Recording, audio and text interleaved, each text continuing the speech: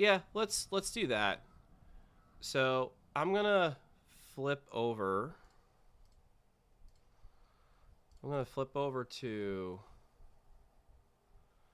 this. What is it gonna do though? Oh, is it? Oh, I see. Um, so it's under desktop. I don't want that.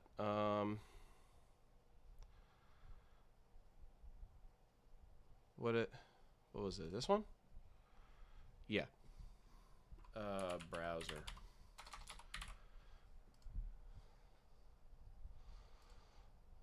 Yep. Whoops. Add. There we go. I don't know how loud it's gonna be, but Beautiful bastards. I hope you're having a fantastic Wednesday. Friendly reminder, you got a few days left if you want to get in on the Beautiful Bastard drop over at beautifulbastard.com. Much of the goodness will be gone by Monday, but we got a lot of news to talk about. yeah, so I'm let's gonna. jump into it. Starting with, we need to talk about this incredibly polarizing story around Hank and Savannah Glenben. They're an influencer couple over I'm on gonna TikTok, eat some and they dinner had their while I son do this. taken away by Child Protective Services because of something they posted. Right, and while the original video has been taken down, there are so many stitches and reactions to this that we can still see it. With one of the stitches that got the most attention being from a user by the name of Aunt Karen Zero, who even says this feels like abuse. Right, so we see this young boy wrapped in saran wrap. He is falling. He seems very distressed. The text on the screen saying that he was a grumpy toddler. When you look at the top comments on the video, you have people calling the parents out, saying someone needs to call CPS. And thanks to a video later posted by Savannah, we know that someone actually did. I don't even know how I'm gonna start this. Right now, we're dealing with a situation where Gunnar has been taken from us until CPS can evaluate our home. Because I posted a video of my husband and son playing. That video was strewed in a way as to people thinking that we were abusing our child. When Gunnar was like laughing and smiling, and it was just a funny thing that Hank did, because Gunnar was getting into like the stove that day and like tried putting a fork in his socket, and like Hank like playfully wrapped him in cling wrap. He had room to move. Like he looked like a little worm, like a little cucumber. He was at no point in distress. With Savannah adding that the initial reaction was actually very positive, but then seemingly the video ended up getting promoted to people who did not think so, and it became a whole situation, which she said she didn't even realize until a cop showed up at her door. Or anything like that. Like we would never hurt our son. Like we would never hurt our child. He's the best thing that has like ever happened to us. Like we went down and like made our statements and thinking that like Gunnar was gonna like be returned to us that day. And that like CPS would do their investigation and see that our home is safe. And that we meant our child no harm. I don't know what to do. Whether to stay quiet or post a video or like private my social media because of the amount of hate that I'm getting. I don't know what the right thing is to do or to say. All I can say is that TikTok is a scourge. Loved and cherished. Like straight up. He's my miracle baby. Like was my fourth. This entire thing would have been avoided if they didn't want to actually use a TikTok of their child. TikTok is 100% a scourge. I can't stand that app. Like, there are some funny videos, don't get me wrong. There are some diamonds in the rough. However, most if not all of what TikTok actually represents is just, it's like worse than Twitter sometimes. And Twitter is just bad. Like, Twitter is a cesspool. A giant cesspool. And it sucks. So it's like, I feel for this lady. But, like, at the same time, it's just... I mean, what are you supposed to really do, right? Because this entire situation is because of the fact that you posed a video of your son in a dangerous situation, but in a goofy way that you thought you'd be able to get away with because your life is different than, like, normal parents. I don't know. pregnancy after 3 miscarriages, and he's the light of my life. Savannah also seemingly responding to people saying that she's just using her child for money and to entertain other people, saying she doesn't make any money from her social media, saying that this was just like supposed to be a cute share, but saying she feels so sorry and so dumb. Like, some people are taking this video out of context and like not even knowing, hey girl, I make zero money off of my social media. My TikTok is not monetized. See, whether you make money or not off of it doesn't make a fucking damn difference to people, though. Because you could literally have no followers. You could have literally no subscribers to, like, your TikTok, whatever. But you made a video public to people, not your friends, to just random people. I don't know. I'll never understand why people don't understand their actions when it comes to posting content. If you don't want to be met with the consequences of what the internet can provide, as in the public, then you need to not post on the public, like the forums. Just keep it between friends. Keep it between family. Like, at all. I don't make any money off of my kid. I just post little vlogs sometimes and like little pieces of like our life together. And I just feel really helpless in this situation. I feel so dumb for posting that and like thinking it was just like a cute family video and then it turning into this. So if you go into the comments of that video, they are absolutely brutal and not on her side, with a number of people saying this child should be taken away. But Savannah then shared another update showing that her son had been returned by CPS. And writing in the caption, CPS cleared us of wrongdoing and determined our home with us is safe for our son. Despite that, a hard lesson was learned, a mistake we will never make again. This weekend was extremely traumatic for us as a family and will be taking time away to heal. And there, the comments far more on the parent's side, with top comments like they probably called CPS out of jealousy, and all these people stitching videos of you just to gain views and gang up is wrong. They don't care about the welfare of your son. Savannah responding, they smelled seemingly blood in the water and decided they wanted a piece of it. It's fucking gross, straight up. As well as glad he's home, but hope. This is a good post right here. Hopefully this gives you kind of pause about what you post. That's it right there. No reason that you should be, sorry. There's no reason you should be posting your kids online if you're not ready for the repercussions. There's no reason for you to post anything online without you being like prepared for the backlash. Because you might be the most saint person on the planet. There's still somebody on the internet that hates you. Because they just do. Or because they want to cause chaos. Or because of the fact that they're jealous. Something. It doesn't matter. People hate. People just hate other people. Hatred runs strong. There's a reason why Star Wars always says, like, you know, the path to the dark side starts with, like, jealousy and, like, hatred and shit.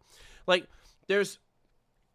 It's a slippery slope. And this entire thing could have been avoided in hindsight if you just didn't post that video. But also at the same time, we can't just be like, well, you can't post anything online because, you know, that's what the internet is. Like, literally, like, if somebody could be looking at this stream right now and hearing my comments and then saying that, you know, I'm a giant hypocrite or, like, you know, I'm a piece of shit for the fact that I'm talking about, you know, just the fact that people shouldn't post online. And they're kind of right in that sense. That's like, you know, you have the right to say that. You have the right to like, view that viewpoint. But, yeah, I don't know. This gives you pause about what you post. With Savannah responding, absolutely. I was doing my best to be cognizant about what I was posting about my son in general before, but we made a poor decision and it cost us dearly. But with all that has transpired and all that has been said about this, I do now want to pass the question off to you. What are your thoughts with this situation? And then, do you know that you can essentially buy heroin and it's totally legal? Let me explain. If you've ever bought pills over the counter at your local gas station, you may have spotted a drug called tianeptine. It's marketed as a natural supplement under the brand name Zaza Red, TD Red, and Tiana, with people taking. I've never heard of this before. Tianeptine. Hoping to get an energy boost, get better focus, or even to ease their anxiety and depression. But as it turns Okay. out, the drug targets the same receptors in your brain that opioids do, and just like opioids, you can get addicted, which is also why it's Great. been dubbed gas station heroin, meaning you can go through withdrawal, right? Symptoms like shaking, sweats, restless legs, insomnia, and anxiety. With some reports Awesome. of it leading to even coma and death, and this doctor explaining. Because it is in your brain, it's like you're withdrawing from 2 or 3 different kinds of drugs all at one time. So naturally, you see reports of adverse effects and poison control center calls related to the drug spiking over the past few years. And unlike prescription medicines or controlled Great. substances, this is largely unregulated, so you have unsuspecting people falling victim. With one guy in Florida, for example, telling Vice he started taking a few pills at a time to manage pain from an esophagus condition, but then his tolerance grew and he found himself taking 3 to 6 bottles per day, and saying that when he did finally quit, it was the Oh my absolute God. worst experience of his life, even surpassing detoxes he had undergone from oxycodone and fentanyl. And those are just the unsuspecting people. You also have people taking tianeptine as a substitute for other opioids they're already addicted to, right? It's just easier for them to buy. But as awareness has grown, the authorities have also begun raising the alarm, with the FDA warning that it's not approved, has no medical use, and should be avoided. Even right now have a bill in Mississippi making its So then how the fuck did this get passed to be in stores? Like, was it just somebody cooked this up like Heisenberg style and they just fucking sent it onto stores? Fuck. way to the governor that would classify it as a Schedule I substance, which would ban its sale and possession. This notably following similar bans in other states like Alabama, Michigan, Tennessee, Georgia, Indiana, and Ohio. Yeah, be careful out there, y'all. Life's already hard enough. And then, so you know how for a while California and New York were seen as kind of the masking capitals of the U.S.? Well, now New York City, and specifically its mayor Eric Adams, going the opposite way. With Adams saying, we are putting out a clear call to all of our shops, do not allow people to enter the store without taking off their face masks. With Adams saying that people need to do this so that people that work in the store know that they are not criminals. So this reportedly not just meant to reassure the staff, but also because there are cameras in the store, meant to make it... Oh my god. Oh my god, this world. What the fuck, man? Dude, if people want to wear masks, it's their own fucking choice. Like, we're still with COVID. It's not like COVID's gone. And if people want to walk into a store with a mask on, like, from the very beginning, I knew that this was kind of like a contentious point of like why people were talking about like no masks, because you couldn't tell when somebody was like a robber versus just somebody who was, you know, needed to mask up because of COVID. Obviously, it seems like they thought about that now. 3 years later. Whatever.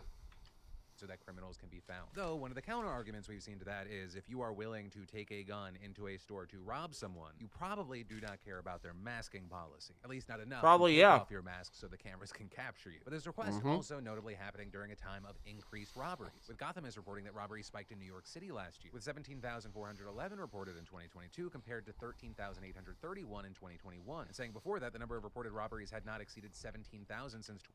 Okay. That has nothing to do with masks. Nothing. Okay. Maybe it might, but